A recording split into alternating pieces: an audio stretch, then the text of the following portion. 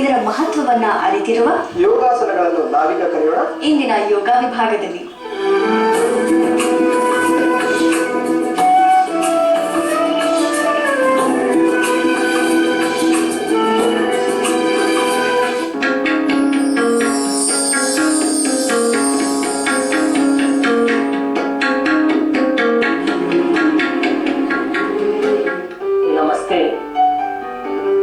ಪ್ರತಿದಿನದ ಯೋಗದ ಅಭ್ಯಾಸ ಒಳ್ಳೆಯ ಆಸೆಗಳನ್ನು ತರುವಲ್ಲಿ ಸಹಕರಿಸುತ್ತದೆ. ನಮ್ಮ ಆಸೆಗಳ ಗುಣಮಟ್ಟ ಉತ್ತಮತೆಯಿಂದ ಕೂಡಿದಾಗ ನಮ್ಮ ಜೀವನ ಉತ್ತಮತೆಯನ್ನು ಪಡೆಯುತ್ತದೆ. ಇಲ್ಲದೇ ಇದ್ದಲ್ಲಿ ನಮ್ಮ ಜೀವನ ಅರಿವಿಲ್ಲದೆ ಕೆಳಮಟ್ಟವನ್ನು ಪಡೆಯುತ್ತದೆ. ಹಾಗಾಗಿ ಉತ್ತಮ ಆಸೆಗಳು ಅತಿ ಅವಶ್ಯ. ಅಂದ್ರೆ good desires R required for the life. ಆ ರೀತಿ ಇದ್ದಾಗ ವಿಶೇಷವಾದ ಹಂತಗಳು ಅರಿವಿಲ್ಲದೆ ಆವೃತವಾಗ್ತವೆ. ಈ ದಿನ ಕಣ್ಣಿನ ಯೋಗಾಭ್ಯಾಸವನ್ನ ಮಾಡೋಣ. ಹೇಳಲಾಗಿದೆ ನಯನಂ ಇಂದ್ರಿಯ ಪ್ರಧಾನಂ, ಅಂದ್ರೆ ನಮಗೆ ಇರ್ತಕ್ಕಂಥ ಇಂದ್ರಿಯಗಳನ್ನೆಲ್ಲ ಅತಿ ಶ್ರೇಷ್ಠವಾಗಿರ್ತಕ್ಕಂಥದ್ದು ನಯನ, ಅಂದ್ರೆ ಕಣ್ಣುಗಳು. ಕಣ್ಣುಗಳನ್ನ ಕಾಪಾಡ್ತಕ್ಕಂಥದ್ದು ಅತಿ ಮುಖ್ಯವಾದದ್ದು. ಇತ್ತೀಚಿನ ದಿನಗಳಲ್ಲಿ ಒಬ್ಬ ವಿದ್ಯಾರ್ಥಿ ರ್ಯಾಂಕ್ ಅನ್ನ ಪಡೆದಿದ್ದೆ, ಅದರಲ್ಲಿ ಆ ರ್ಯಾಂಕಿನ ಜೊತೆಗೆ ಅವನಿಗೆ ಗಿಫ್ಟ್ ಆಗಿ ಶಾರ್ಟ್ ಶೈಟು ಅಥವಾ ಲಾಂಗ್ ಶೈಟು ಇತ್ಯಾದಿ ತೊಂದರೆಗಳು ಆವೃತವಾಗ್ತವೆ.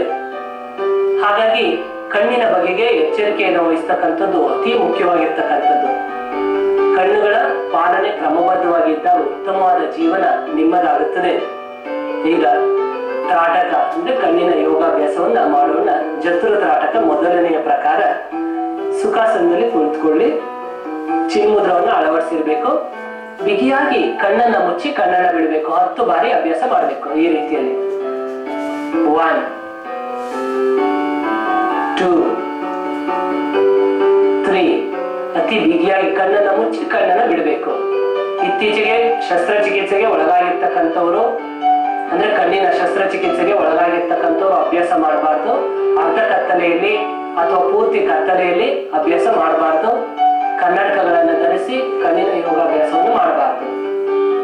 10 ಬಾರಿ ಆ ರೀತಿಯಲ್ಲಿ ಅಭ್ಯಾಸ ಮಾಡಬೇಕು. ನಂತರ ಕೈಗಳನ್ನು ಈ ರೀತಿಯಲ್ಲಿ ಉಜ್ಜಿ ಕಪ್ಪಿನ ರೀತಿಯಲ್ಲಿ ಮಾಡಬೇಕು. ಹಸ್ತಗಳನ್ನ ಕಣ್ಣಿನ ಸುತ್ತ ಅಳವಡಿಸಿ ವಿಶ್ರಾಂತಿಯನ್ನು ಕೊಡಬೇಕು. 1 ನಿಮಿಷ ಕಣ್ಣಿಗೆ ವಿಶ್ರಾಂತಿಯನ್ನು ಕೊಡಬೇಕು.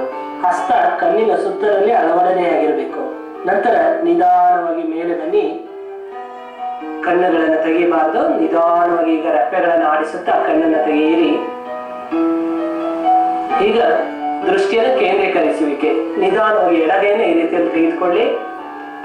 ನಿಧಾನವಾಗಿ ಎಡಗೈಯನ್ನು ಮುಂದೆ ಚಾಚಿ ಉಗುರನ್ನೇ ನೋಡ್ಬೇಕು. ಅಂದ್ರೆ ಎಡಗೈನ ಹೆಬ್ಬೆರಳನ್ನು ಉಗುರನ್ನೇ ನೋಡ್ಬೇಕು. 30 ಸೆಕೆಂಡ್ಗಳು. ರೆಪ್ಪೆಯನ್ನು ಆಡಿಸಬಾರ್ದು. ನೋಡುವ ಹಂತದಲ್ಲಿ ಕಣ್ಣಿನಲ್ಲಿ ನೀರು ಬರಬಹುದು ಅಥವಾ ಕಣ್ಣು ಉರಿ ಆಗಬಹುದು. ಯಾವುದೇ ರೀತಿ ತೊಂದರೆ ಇಲ್ಲ.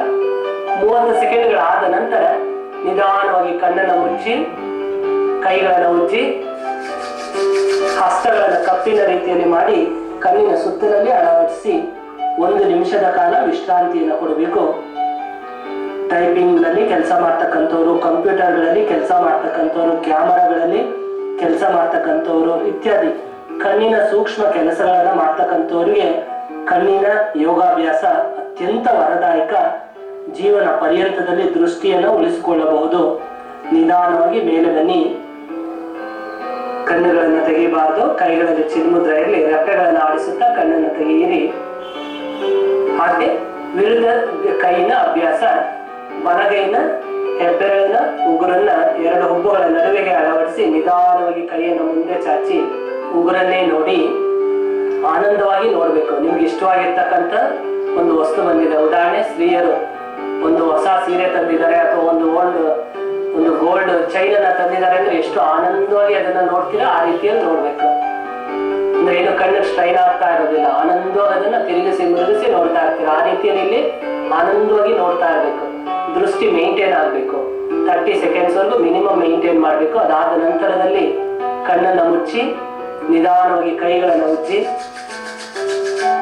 ಹಸ್ತಗಳನ್ನ ಕಪ್ಪಿನ ರೀತಿಯಲ್ಲಿ ಮಾಡಿ ಕಣ್ಣಿನ ಸುತ್ತಲಲ್ಲಿ ಅಳವಡಿಸಬೇಕು. ನಿಧಾನವಾಗಿ 1 ನಿಮಿಷದ ಕಾಲ ಹಾಗೆ ಇರಬೇಕು. ಈಗ ನಿಧಾನವಾಗಿ ಮೇಲೆ ಬನ್ನಿ.